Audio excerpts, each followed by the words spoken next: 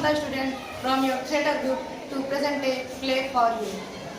The stage curtains open. Scene 1 in the school corridor. What's wrong? Oh no, he is hiccuping non-stop.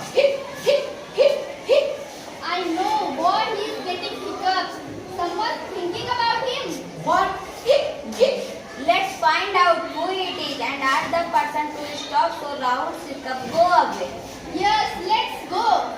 It could be Coach Kapil, as I missed my football coaching today.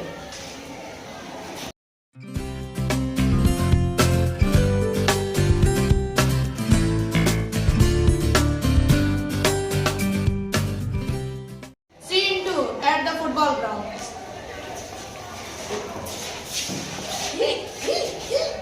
Hello coach, are you thinking about Rahul?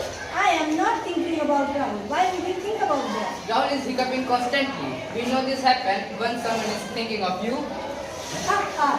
That's just a tale. I have a technique to stop him from hiccuping.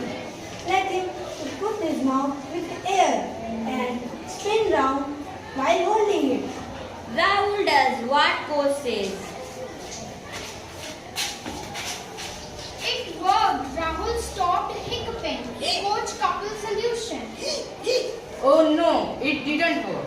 It could be grandmother. I forget to greet her this morning. But that doesn't ever make any sense. They rush out before Coach Kapil completes his sentence.